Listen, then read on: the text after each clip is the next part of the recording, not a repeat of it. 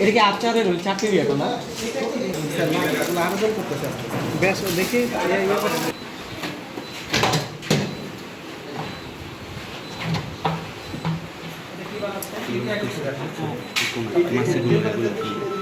এই মতো না গাড়াতে ফেলা আছে গাড়া ফেলা আছে কোন জায়গায়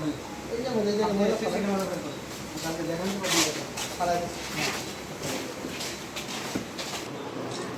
ফুড গ্রেড কালার এগুলো সব পাউচার আছে আচ্ছা ওই যে ওইটা বড় মাপের তো ওইটাতে রাখি এটা যে আপনার ঝুঁকিপূর্ণ না এটা এটা স্যার আমি normal factory industrial colour use করি কোন জায়গাতে মিট ফুড থেকে 1300 টাকা করে কেজি ফুড গ্রেড মিট ফুড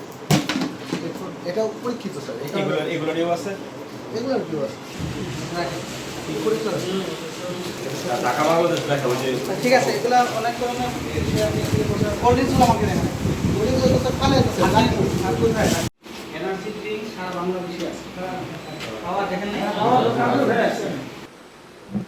আপনাকে কল দিলাম না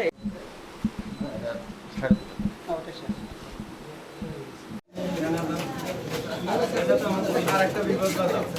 দিন আর আমাকে ঠিক আছে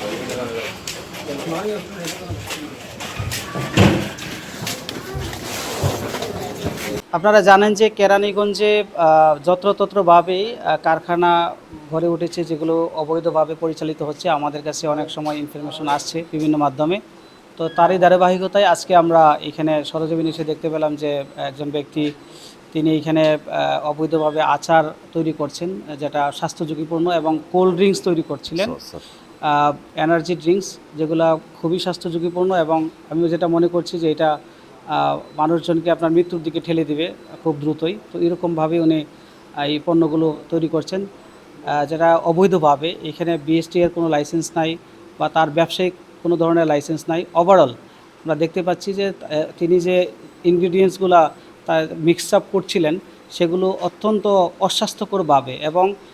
ওনাদের এই ধরনের কোনো ধরনের নলেজও নাই এবং এখানে কোনো ধরনের ল্যাব নাই ওভারঅল আমরা দেখতে পেলাম যে এখানে আচার বা যে কোল্ড ড্রিঙ্কস এগুলো তিনি বাজারজাত করছিলেন এইখান থেকে তৈরি করে তো এই জন্য আমরা ওভারঅল দেখতে পেলাম যে যেহেতু এটা স্বাস্থ্য ঝুঁকিপূর্ণ ওভারঅল ওনাকে আমরা বিশেষ করে ভোক্তা অধিকার সংরক্ষণ আইন 2009-এর 42 এবং 43 ধারায় তাকে 3 মাসের কারাদণ্ড দেওয়া হয়েছে এবং 20,000 টাকা অর্থদণ্ড করা হয়েছে।